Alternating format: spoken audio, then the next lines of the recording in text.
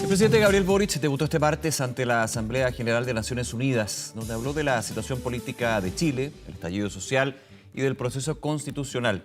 Para analizar este discurso y sus efectos en el foro internacional, estamos con el ex canciller y ex embajador de Chile ante la ONU, Heraldo Muñoz. Heraldo, un placer saludarlo. ¿Cómo está? Muy buenos días. ¿Qué tal, Nicolás? Muy buenos días.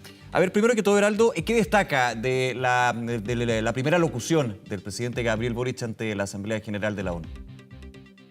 Bueno, yo creo que fue un buen discurso que le habló a la audiencia en Chile, pero también a la comunidad internacional, y tuvo un hilo conductor, a mi juicio, que fue el de la democracia en Chile y en el mundo, la idea de más democracia para enfrentar los grandes desafíos, desde las tensiones sociales, desde de alguna manera la disconformidad con el modelo económico y la necesidad de abordar estos desafíos y otros, como el cambio climático o la situación de los derechos humanos, con más democracia. Y en esto creo que hizo algo interesante.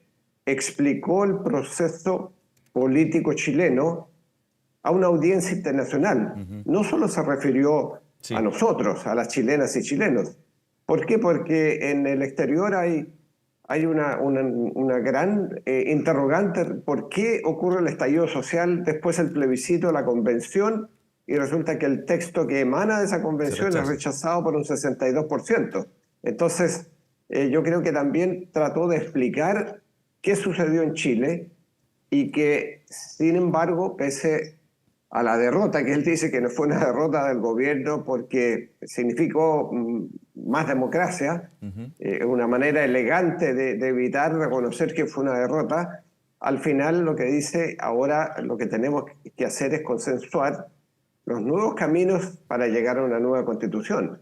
Entonces, a mí me parece que fue un discurso interesante y que un segundo mensaje del discurso fue la idea de un liderazgo del siglo XXI, porque partió diciendo Chile es un país que produce cobre, que produce litio, hidrógeno verde, todos materiales importantes para la electromovilidad, para abordar los grandes desafíos del cambio climático del siglo XXI, y además, bueno, como un líder joven, yo creo que eso fue un segundo mensaje del discurso, la idea de liderazgo y desafíos del siglo XXI.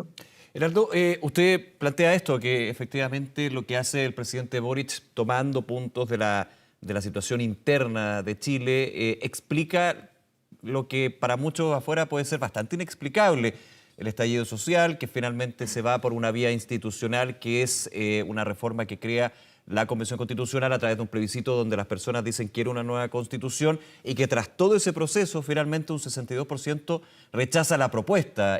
Ahora, ¿qué efectos y por qué también desde el presidente de la República se busca explicar eso hacia el mundo en un escenario, en una instancia como es la Asamblea General de Naciones Unidas? ¿Cómo entender eso? Bueno, porque hay mucha gente a nivel internacional que ha preguntado por qué sucedió lo que sucedió. Y por lo menos yo tengo amigos, periodistas, analistas internacionales que me han preguntado, oye, ¿por qué ocurre esto? Claro. Y yo creo que él hace una explicación y además conecta con la realidad de otros países, porque dice, probablemente ustedes también están enfrentando tensiones sociales. Y la manera de resolverlas no es esperando a que éstas estallen y que se produzca la violencia, y reconoce que hubo violencia en Chile, sino que buscando acuerdos, buscando consensos y en definitiva más democracia. Usted nota también un tono más moderado en el discurso del presidente Boric en varias frases, lo voy a parafrasear, no la tengo aquí escrita, pero por ejemplo cuando dice es quizás más fácil o simple lo que puede ser el manifestar un descontento a concretar la solución para ese descontento. En algún minuto lo menciona también con respecto a la diferencia de estar en la crítica o exigir algo legítimamente y necesariamente, pero finalmente poder llevarlo a la realidad, poder cumplir con esa demanda. O también lo que tiene que ver con el aceptar que finalmente se rechazó la propuesta constitucional, pese a que él lo decía en la Asamblea, él tenía una opción contraria, que era la de aprobarla. Bueno, yo creo que el discurso es un discurso bastante moderado, centrado. En definitiva, yo creo que él apunta a que ahora es necesario encontrar el camino para la nueva constitución que fue votada mayoritariamente por un Pero de una 80%. manera distinta, Heraldo, ¿usted siente que en sus palabras también se traduce eso? Se lo pregunto, por ejemplo, antes de que fuera el plebiscito, al propio presidente Boric se le preguntaba qué pasaba si ganaba el rechazo. Decía, si gana el rechazo, hay que hacer una nueva convención. Es decir, seguir este proceso, uno entendía de igual manera. ¿Se entiende un cambio también en esta declaración? Bueno, yo creo que él, como todos escuchamos, no entra en detalles, pero Sí. lo que sí dice es que ahora se abren nuevos caminos, que hay que encontrar las formas de llegar a la nueva constitución que la enorme mayoría ciudadana aprobó. De modo que yo creo que se abre a la idea que son las y los ciudadanos los que tenemos que determinar ahora esta nueva fase de la construcción de una nueva constitución. Y no solo eso, sino que de abordar los grandes desafíos sociales, porque Claro. entra también en esa discusión.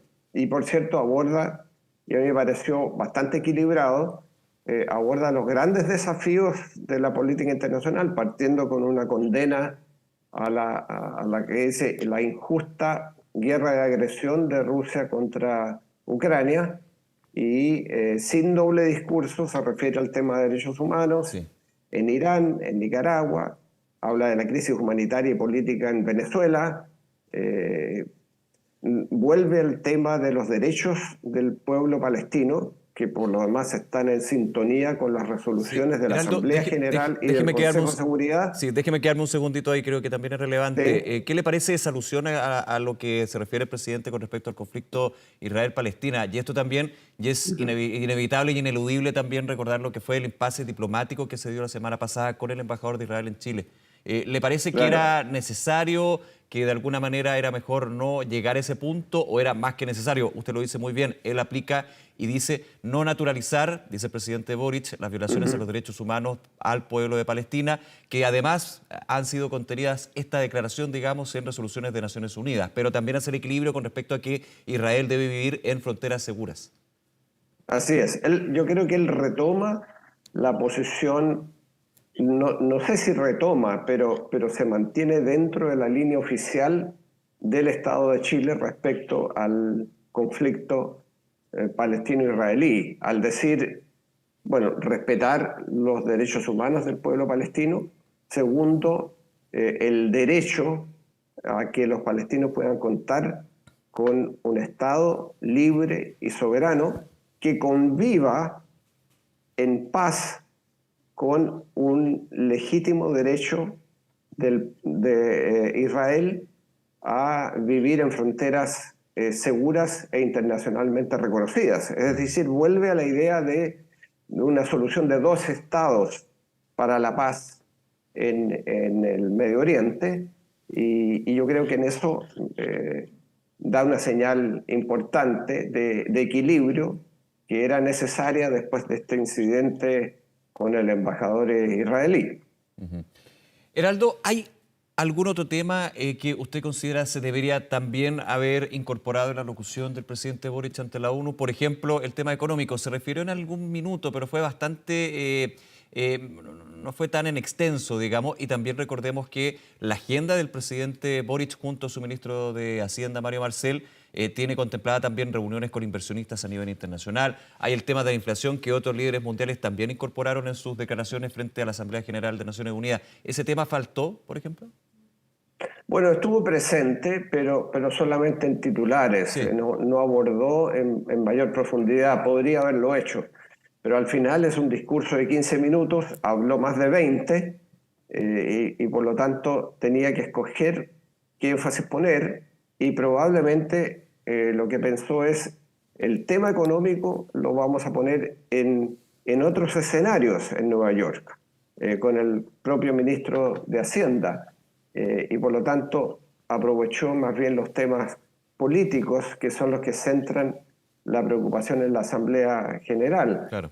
Podría haber hablado un poco más respecto a los efectos que ha tenido la propia guerra en Ucrania en la escasez de alimentos, en el incremento de los precios de los combustibles y cómo esto afecta a una economía globalizada e interconectada y a países que nada tenemos que ver con un asunto semejante, pero sin embargo los efectos económicos y eventualmente sociales se hacen sentir. Y cómo entonces tiene que haber una responsabilidad de liderazgo internacional, primero para encontrar una solución de paz y segundo para que los efectos económicos sean más reducidos, considerando que hay una economía tan globalizada y que se preste especial atención a los países menos desarrollados que sienten de mayor manera estas consecuencias, incluso en términos de hambruna, de la escasez de alimentos. Por algo Naciones Unidas, las cosas buenas que ha hecho en este momento fue esta negociación con Rusia para permitir la salida de los buques con los granos que se estaban acumulando en Ucrania para aliviar de alguna manera la escasez de alimentos. Estoy de acuerdo con usted en términos de que, claro, uno tiene un tiempo acotado, digamos, no puede meter todos los temas, como se diría en buen chileno, al discurso, la locución, y de hecho eso se ejemplifica también con la alusión que hace el presidente Boric en su discurso a el combate contra el cambio climático, al cuidado medioambiental, sabiendo que podría haber profundizado muchísimo más, ya que este gobierno tiene una bandera de lucha que es justamente el cambio contra la lucha contra el cambio climático. Ahí también se ejemplifica esto. Hay que más que priorizando, de alguna manera, tomando más temas y dejando algunos quizás para otra ocasión, ¿no? Sí, es verdad. Incluso no habló de algunos logros en materia de política exterior y materia de política exterior ambiental. Por ejemplo, el hecho que el actual gobierno del presidente Boric ha retomado lo que hicimos en nuestro gobierno con la presidenta Bachelet en cuanto a las áreas marinas protegidas, la protección del océano, que nos ha hecho ganar un liderazgo mundial, y cómo el presidente Boric lo ha llevado adelante este tema. Tampoco habló de la aprobación del Acuerdo de Escazú sobre justicia ambiental. Claro. Podría haberlo hecho. Una cosa que a mí me llamó la atención, que podría haber elaborado algo más, es que él menciona la tensión existente entre Estados Unidos y China. Sí, habla de la guerra comercial, de hecho, una guerra comercial, la guerra comercial lanzada bajo la administración Trump. Así es. Y como eso también representa un efecto preocupante a nivel global. Podría haber elaborado un poco más sobre eso, pero tenía otras prioridades, tenía que hablar pero usted sobre dice haber elaborado esa mención a la guerra comercial, que ya han pasado algunos años, pero que evidentemente mostraba lo que finalmente era el efecto mundial, que las dos primeras potencias tuvieran problemas a partir de las importaciones, exportaciones e impuestos, pero obviamente hay un tema de quién es la potencia mayor, digamos, esto es histórico. Pero usted decía de alguna manera que esto tenía que haberlo profundizado, debería haberlo profundizado más bien, para explicar a qué se refería en términos de esto.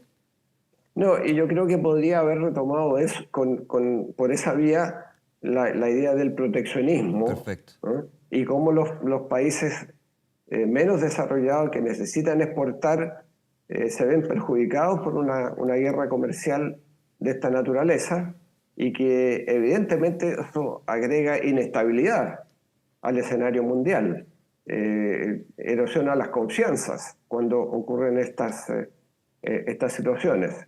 Pero bueno, él tenía que hablar sobre el proceso político interno, era inevitable, porque un discurso en Naciones Unidas siempre tiene dos audiencias. Siempre es la audiencia nacional, que es lo que están esperando en este caso las chilenas y chilenos, qué va a decir respecto a nosotros, a nuestro proceso político, y la comunidad internacional. Recordemos que a este presidente se le tiene interés internacional. Hace escasos días, semanas, se publicó en la revista Time, la portada de la revista Time viene con la imagen del presidente y una larga entrevista a él. Entonces hay interés internacional. Incluso yo he leído ya algunos reportajes de agencias referidas al discurso del presidente. Eso es relativamente inusual cuando va un presidente de un país relativamente pequeño o mediano no hay reportajes de agencias internacionales sobre lo que sucedió, y sin embargo en este caso Claro. yo por lo menos he leído del País y de la agencia Bloomberg análisis del discurso del presidente. Entonces tenía que también hablarle a la comunidad internacional, por eso que habló de la invasión rusa, por eso que habló de la situación de los derechos humanos en Irán, en Nicaragua, la situación humanitaria en Venezuela, y en ese sentido yo creo que tocó los temas que Claro. que había que poner. Heraldo Muñoz, como siempre, muchísimas gracias por estos minutos y por conversar con nosotros aquí en Canal 24 Horas. Que tenga buen día. Gracias, Nicolás. Buenos Gracias, Heraldo, que días. esté muy bien.